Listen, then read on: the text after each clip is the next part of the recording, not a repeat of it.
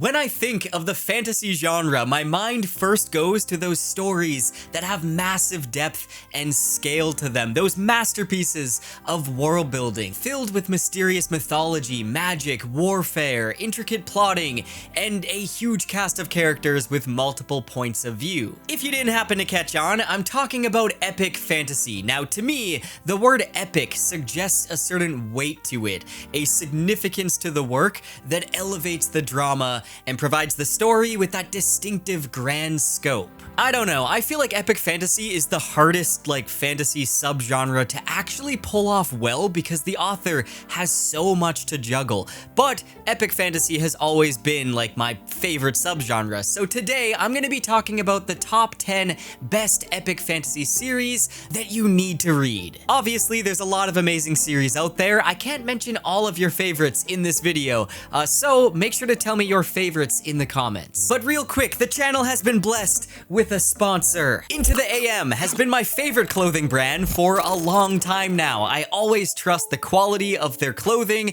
I mean, they're my go-to items in my wardrobe. You guys see me wearing their clothing all the time in my videos. Now, they recently have expanded their collection to include some new warm weather staples. In addition to their popular graphic tees and basic tees, which are amazing, they've also released a range of relaxed button-ups and daily shorts. Now, this is one of the relaxed button-ups. I find it so comfortable. It's designed with a loose fit and breathable material. It's perfect for outdoor activities or just casual outings, really for anything. And the daily shorts are made with a lightweight fabric and they have such a comfortable, relaxed fit. Also, I gotta say, these all-day pants are my favorite pants I own. They're so comfortable. Now, your 100% satisfaction is their priority, so they have a 30-day money-back guarantee, hassle-free returns, and they have lightning-fast shipping. Listen, guys, I love the quality of Into the AM. I love their style. It is literally the most comfortable clothing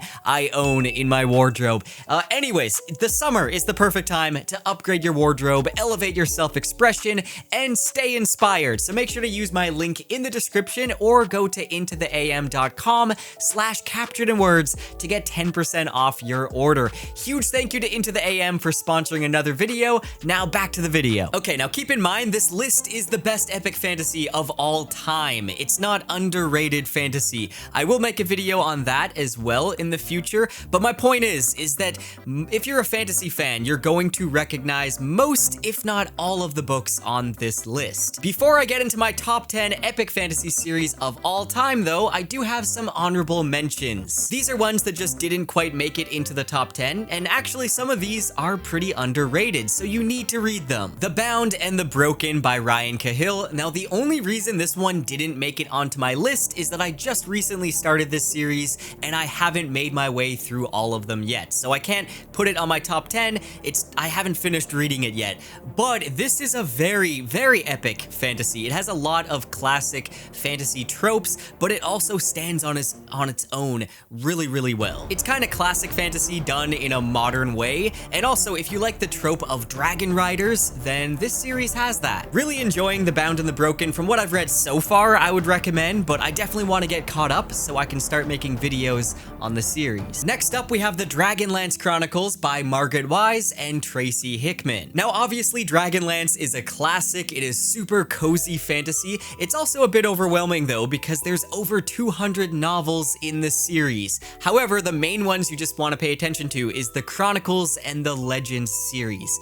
Those are the ones you want to read. And for all the D&D fans out there, it's worth mentioning that Dragonlance was originally made to complement Dungeons & Dragons, so there's a huge vastness to the lore, and you can run campaigns in that setting, which is awesome. Another series originally made to complement D&D is the Forgotten Realms books, and again, very overwhelming because there's around 400 novels in the Forgotten Realms series, but of course it's all broken up into different series, and a lot of these range from average to good, but then there's some that really stand out. And for me, my favorite Forgotten Realms books are the Legend of Drizzt series by R.A. Salvatore. These are just some random ones I grabbed off my shelf. Now, this is one of those series that I read a lot throughout middle school and high school, and it really helped form my love for reading fantasy, and it still holds up incredibly well. There's times I just get really nostalgic for The Legend of Drizzt, and I just jump in and read a book, and yeah, they still hold up great. I highly recommend reading The Legend of Drizzt, and I would recommend starting with the Dark Elf trilogy. This is the prequel series that follows the origin story of Drizzt Do'Urden, who's one of the most famous fantasy characters ever written. Drizzt is the iconic drow elf attempting to escape and push past the evil nature of his kin. And the Dark Elf trilogy follows his origins in the subterranean Underdark in the city known as Menzoberranzan, where the evil matrons of the drow society all worship this spider goddess named Lolth. And it follows Drizzt attempting to escape the evil of his kin and escape from the Underdark and basically find his place in a world that would ordinarily condemn him. I would say it's a must-read for anyone interested in D&D and just any fantasy fan. I mean, there is some really great world building going on in The Legend of Drizzt, and I also just love the friendships that he makes along the way and the themes in the story. Also, R.A. Salvatore writes some really badass fight scenes, and also he manages to touch on a lot of like emotional sides of Drizzt as well. Next up, we have The Belgariad by David Eddings. Now, back in the 80s, David Eddings was like the Sanderson of the fantasy scene at the time, and The Belgariad was extremely popular with a lot of fantasy readers. Now, it just never really gets talked about anymore. Again, I'm very surprised about that. But The Belgariad does have a lot of those classic fantasy tropes that maybe people are kind of tired of at this point. In my opinion, I feel like David Eddings does those tropes really well, and The Belgariad is just one of those extremely cozy fantasy series that if you're looking for just a classic fantasy, then The Belgariad is a perfect example of that. It's got the farm boy to hero, it's got prophecies, it's got a fellowship of characters, and the characters are very lovable and memorable characters. Yeah. The Belgariad. It didn't quite make it into the top 10, but I figure it's worth mentioning. And that was the honorable mentions. Let me know if there's any you think I should have included. Now we're moving on to the official top 10. At number 10, I'm gonna give it to Brian McClellan's epic military fantasy series, The Powder Mage. Book 1 being Promise of Blood. Now, Brian McClellan was a student of Brandon Sanderson, and this likely played a role in his unique magic systems that he made for Powder Mage. The main one revolving around, you guessed it, mages who use gunpowder as the source of their power. Basically, powder mages can orally consume or snort gunpowder in order to enter what is called a powder trance, in which their senses are heightened and they become physically stronger and faster, making them very dangerous on the battlefield. And if a marked stays too long in a powder trance, they run a risk of going powder blind, where they can become disoriented, fall into a coma, lose their ability altogether, and even die. The effects of gunpowder also increases their healing abilities, which makes them very hard to put down. Now, powder mages also have the ability to manipulate the explosive reaction of gunpowder. A powder mage can redirect the power of an explosion from its point of origin in a powder horn or in a gun barrel to another location around them. They can even put the power of an explosion behind a fired bullet to make it have twice the power. So attempting to fire a black powder weapon at a powder mage is a very stupid idea. Now, the setting here is also very well developed. Books 2 and 3 really expanded into that epic fantasy scope, and that sort of Napoleonic-like setting works really well in that the reader is mostly already familiar with the concepts of how this world works. Of course, there is some magical elements in there that need to be introduced, but overall the plot gets started very quick. And the setting just feels really grounded. Now, the series has some really great political intrigue and some detective moments, and the characters are all very distinctive and interesting. This is a really great flintlock fantasy, which is a subgenre we don't really see a lot of. I would say it's definitely worth checking out. Quick, name the book missing from my bookshelf. Let's see if you get it right. I'll wait. Okay, time's up. Malice by John Gwynne. This is book 1 in The Faithful and the Fallen. Now, I know a lot of you are going to be excited that I'm finally talking about this series. It has been on my shelf for a while now. It's been on my TBR for a long time. I knew I was going to enjoy these books. It just sounds like something I would enjoy. And sure enough, I read through them. And yeah, it's one of my new top series. I don't know why I didn't read it sooner, but I'm very excited to start the sequel series called, there's the Bloodsworn trilogy and Of Blood and Bone, so I need to get to both of those. As a fantasy reader, how can you not be drawn by this cover? I mean, I know having a sword as the main focus on a cover is very cliche of fantasy, but it just works so well. You know what you're getting yourself into, and I love the covers of these books. They always stood out to me when I was in the bookshop. Anyway, the main story of The Faithful and the Fallen is based around the main premise that there's this ancient feud between angels and demons who are destined to fight their god war over the Banished Lands, a continent inhabited not only by humans but also giants and a wide range of other creatures. Now, there's a prophecy that states there will be a champion or an avatar from each side, one known as the Black Sun and one known as the Bright Star. And basically the fate of the world is to be decided in this great war.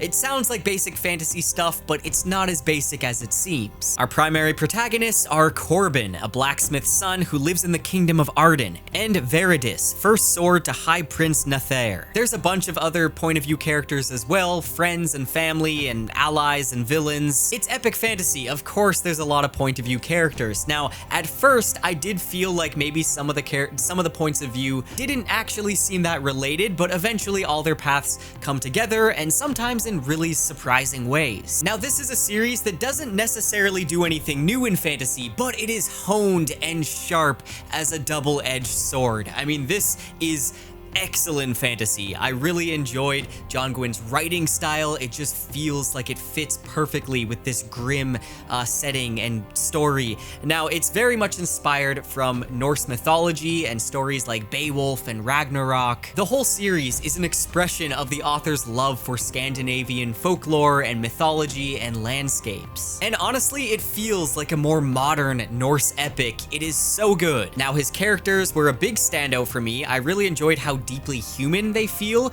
and how their story arcs kind of naturally progress over the course of the books. And it all takes place in a world that's like teetering on the brink of war. The Faithful and the Fallen is a series you really just have to enjoy. You just have to sit back and enjoy the ride, because once you get past a bit of the beginning, it is like non-stop action. And thankfully, John Gwynne is simply like the best at writing action. I would say he's possibly even better than Joe Abercrombie when it comes to writing like warfare and sword battles, and that's saying a lot. There's one specific duel that's like one of my favorite action scenes in fantasy, and he's also really great at writing like large-scale battles as well, and making the reader feel like they're right there in the middle of the combat. Even if you don't think you like a lot of action and like sword fights in fantasy, I think this series will change your mind. He just writes it so well, but it isn't all about the action. Gwynne has a talent with balancing those heavy action scenes with the more heartfelt character moments. And because of all the relationships between the characters, it just adds an emotional depth and of course higher stakes to the conflict. If you haven't yet read The Faithful and the Fallen, you need to. The Books of Earthsea by Ursula K. Le Guin. Now, this is the bind-up that has, it's like an illustrated bind-up with all the Earthsea books. Such a beautiful book. I highly recommend this edition. It is like a massive book though, like you can use this as a weapon. Anyways, Ursula K. Le Guin truly was a gift to both the fantasy genre and the science fiction genre as well. I'm not gonna hold this the whole time. I wasn't planning on working out right now. Not only did she write some award-winning and highly acclaimed science fiction standalone novels like The Left Hand of Darkness and The Dispossessed, but she also crafted an incredible, expansive fantasy world. Earthsea. Long before Hogwarts, there was Roke, a legendary school of wizardry within the archipelago of Earthsea. The series follows the coming of age of a young boy named Sparrowhawk who shows a talent for magic and is fostered by a reclusive wizard. When Sparrowhawk, young, arrogant, and impatient to master magic, accidentally unleashes a malicious shadow being that will stop at nothing to possess him, the entire course of his life is changed forever. It's a beautiful story of a shepherd boy on a remote island who grows into a powerful wizard. It also has one of my favorite examples of dragons in fantasy. I love the dragons from Earthsea.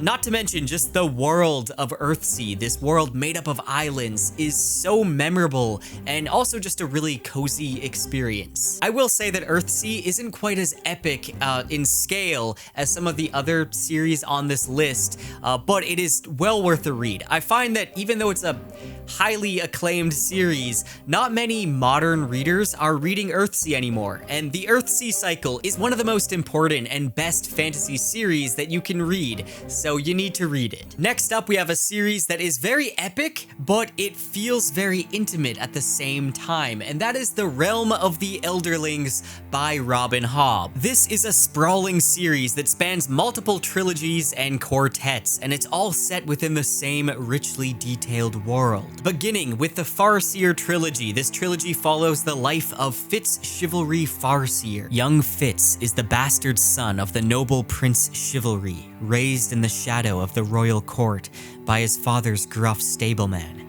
He's treated as an outcast by all the royalty except the devious King Shrewd, who has him secretly tutored in the arts of the assassin. For in Fitz's blood runs the magic, skill, and the darker knowledge of a child raised with the stable hounds and rejected by his family. The journey that Fitz goes through is truly one of the most memorable and emotional experiences I've had with reading. And now I've started on the Live Ship Traders, which honestly I think I'm even liking this more than the Farseer trilogy. It is so good. Robin Hobb truly excels at writing character-driven storytelling, and that's where it feels very intimate. But at the same time, she has developed this incredible world that's very intricate. There's a lot of lore to the world. We see different parts of it as you continue to read the different series in the Realm of the Elderlings. There is truly so much to enjoy with this series. A lot of her books are kind of slow burns, but they're very enjoyable and incredibly immersive. I'm also a huge fan of just Robin Hobb's prose and her writing style.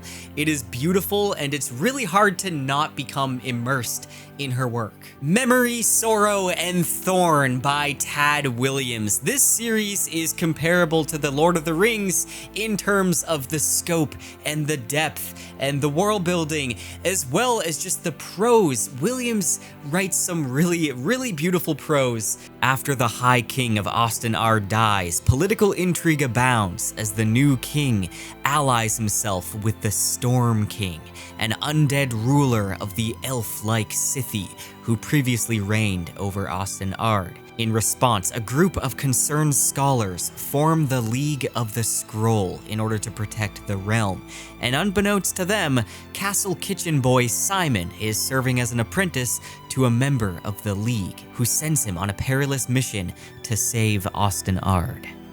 This series, it's truly a gem, and unfortunately, I feel like a lot of people are not going to push through and finish the series because the beginning of book 1, The Dragonbone Chair, is notoriously slow. I almost quit the book. I almost DNF'd it because it was just taking a long time to pick up. It is a very cozy beginning at the same time, but you're a good 100 pages or so before things finally begin to pick up, and even then, it's still a slow burn. This series, in general, is very much a slow burn, but it is 100% worth it. Once you get further into it, you're going to become completely invested. At least I did. It's worth every moment, in my opinion. And I mean, these books are chunky. The third book, To Green Angel Tower, was actually split into 2 separate volumes when it was first published because of how thick it is. Don't go into this expecting the fast pace of more modern works. Instead, just take your time and enjoy and become immersed in the world of Osten-Ard.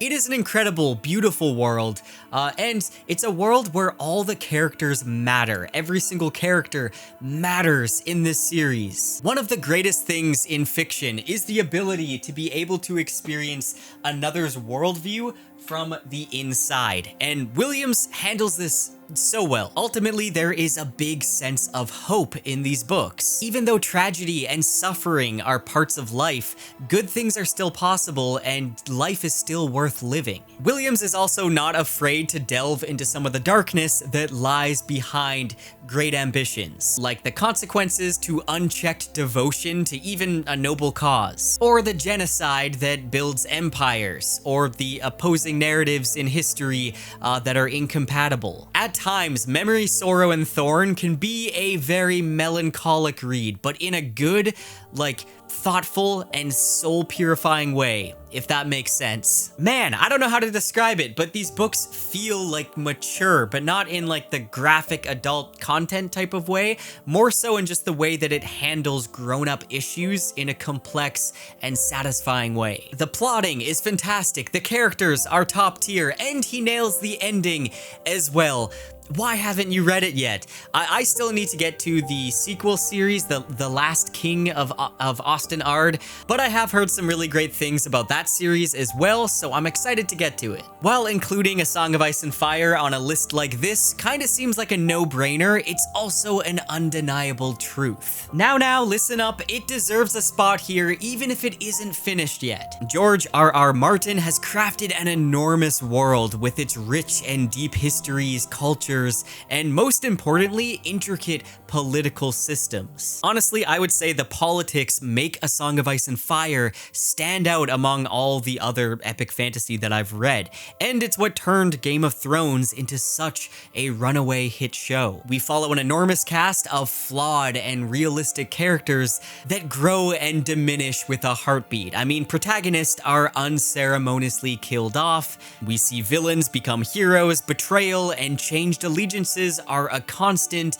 and this was all pretty fresh in the fantasy genre at the time. And it's still like a masterclass of writing those morally gray characters. No fantasy series has ever come as close to matching A Song of Ice and Fire when it comes to the political drama, as far as I know. And having based itself off a lot of British history that in itself is very epic and vast, I can see why. It's really no wonder why the political systems in Westeros is enormous in scope. The Stormlight Archive by Brandon Sanderson. This is another unfinished series that just deserves a spot on this list for how epic in scope it is. If you don't know, a lot of people still don't know this, but the Stormlight Archive is a planned 10-book series.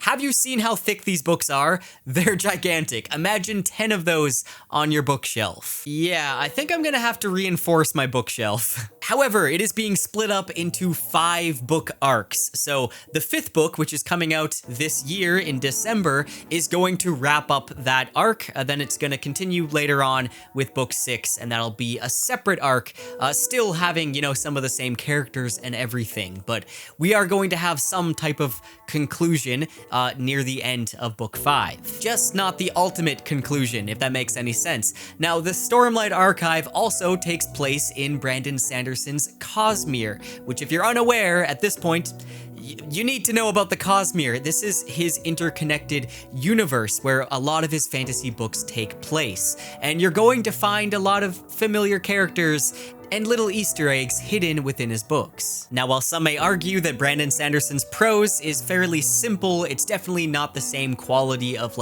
George R.R. Martin or Tolkien or anything like that, but he does write very impactful scenes, and Sanderson himself has said that he has purposefully made his writing style simple and easy to understand. There's nothing wrong with having a simple writing style, but for some people, it might not work. In my opinion, his books are still very impactful. He has a lot of really interesting world building and magic systems and just emotional moments going on in the Stormlight Archive. This series is his magnum opus. And there is a lot going on in the series. I mean, it starts off with like a prelude and a prologue before you get to chapter 1, not to mention there's interludes throughout the series, and there's flashbacks. There's just a lot going on within a single book in the Stormlight Archive. And Sanderson has actually mentioned that basically he plans each book as if he's writing a trilogy, because there's so many stories interwoven within a single book. It is very epic. There's some huge stakes at play in the story. The world of Roshar is one of my favorite worlds in fantasy. It is just so unique, so alien. I also really appreciate and enjoy how Sanderson handles mental health in his fantasy. All of the characters that we follow are struggling with their mental health, and that has become a big part of their character arcs. The Stormlight Archive is a must-read. Let me know in the comments if you're just as stoked as I am for Book 5. When planning this video, the first series that came to mind for me was The Wheel of Time by Robert Jordan. And it's not only the fact that the series spans 14 novels, each roughly over 1,000 pages long, and it's not the fact that it took over 20 years to reach its completion, and Robert Jordan actually passed away before being able to finish The Wheel of Time, his widow passing over the reins to Brandon Sanderson, who finished the last 3 books. No, the reason The Wheel of Time is the first book that comes to mind for me when it comes to epic fantasy is the depth and the rich world building of this incredibly fascinating world that happens to be Earth, but neither in the future or the past, because time is a wheel. The Wheel of Time, that's the name of the series, baby, and to me, it is the most epic, like, American fantasy series of all time, and I feel like it's not perfect, though. It's not a perfect series, but to me, it is the pinnacle of epic fantasy. It's what I'm always going to think of when I think of that subgenre, and it's one of my personal favorite series ever, even though, again, it's not perfect. I mean, Robert Jordan was long-winded in some areas. There's a lot of unnecessary descriptions, and there's parts of the series that kind of drag a little bit, and I feel like it probably could have used a lot more editing. But I mean, it's 14 books long. You can't expect them all to be bangers. But even if you think his writing style is a little long-winded, I have not read a series that made me be able to imagine just everything. I was able to picture everything so well when reading The Wheel of Time. Every minute detail. There could have been a little less braid tugging and skirt smoothing, but it's fine, okay? This series has pretty much everything I look for in epic fantasy. Book 1, The Eye of the World, is heavily inspired by the Fellowship of the Ring, especially near the beginning, and you can see that influence there, but then the series quickly just becomes its own, and I never really understand. I see people that still try to say The Wheel of Time is a copy of The Lord of the Rings. I feel like those are people who only read like the beginning of The Eye of the World. Because really, even though The Wheel of Time uses a lot of those classic fantasy tropes, it also uses a lot of what we've come to see in modern fantasy as well. In my opinion, it is that perfect bridge between classic and modern fantasy. And I feel like Robert Jordan took a lot of what Tolkien laid down and kind of perfected it in a lot of ways. Again, the series isn't perfect as a whole, but it is just an incredible journey and an experience that I think every fantasy fan should at least try to experience at some point in their life. Obviously, not everyone's going to enjoy it, but at least give it a try. It subverted a lot of the classic tropes and cliches in a way that wasn't really done at the time. Not to mention, it also has some really great female protagonists, some really powerful characters that are some of my favorite female characters in fantasy. And at the time that this was written, that wasn't really a common thing. There wasn't a lot of female characters that had a lot of agency. Oftentimes they were just one-note love interest, but The Wheel of Time has some very well-rounded and complex female characters. I have seen some reviews where people really hate on the female characters in The Wheel of Time, saying they're whiny and all this stuff. Listen, all the characters in the Wheel of Time are kind of whiny. They're all naive, young adults, and they're very stubborn, but that's just part of their character arcs, and it's actually something I really came to appreciate as I read through the series. Nynaeve became one of my favorite characters, and I was not expecting that at all. Also, a lot of fantasy before it had soft magic systems where the magic was very mysterious, and sometimes it was used to just accomplish any feat the plot demanded. Nothing wrong with a soft magic system, but Jordan was a theoretical physicist, and you can tell by some of the thought that he put into his magic systems. The one power in the Wheel of Time, the way that the Aes Sedai channel the different halves, it's still one of my favorite magic systems in fantasy. Now, Jordan was also a Vietnam veteran, and again, you can tell he purposefully wrote his battle scenes to reflect real war as he saw it, including the confusion, the frustration, the disgust, and the terror, the sorrow and regret of war. And because of that, Robert Jordan's battle scenes just hit differently, and they're some of the best. So yeah, even despite its flaws, it is still one of the best epic fantasy series out there. It is incredibly vivid and memorable. Let me know if you disagree with me in the comments. Feel free to disagree, but my opinion is the right one, obviously. Okay, now you can't talk about epic fantasy without mentioning the 10-book series by Steven Erikson, Malazan, Book of the Fallen. You can say Malazan, you can say Malazan, I don't think it really matters, guys. We're all fantasy fans. I say this because making YouTube videos, you come across a lot of pronunciation snobs, and they're fantasy words, guys. This is fantasy. Anyways, this is a series that is about as challenging as it is rewarding. Malazan is known for its complex narrative structure. It also has a vast cast of characters. I mean, sometimes you'll read a book and it will completely switch the party that you're following. Then later in the series, you'll go back to the other characters. There's just a lot going on in Malazan. Now, I haven't finished this series yet. Again, some people don't like when I put a series on my top 10 list if I haven't finished it. This is my list, okay? So I am still going to recommend Malazan because it's well worth the recommendation. I feel like I have read far enough now that I can fully recommend the experience, even just from what I've read so far. Now, I also really like how Steven Erikson adds a lot of philosophical themes into the story. It's a series that really demands your attention, but the payoff is so worth it. And it is truly epic. It spans continents and ages and delves into the histories and war and magic of the Malazan Empire. Malazan Empire? Okay, I'm not being consistent anymore.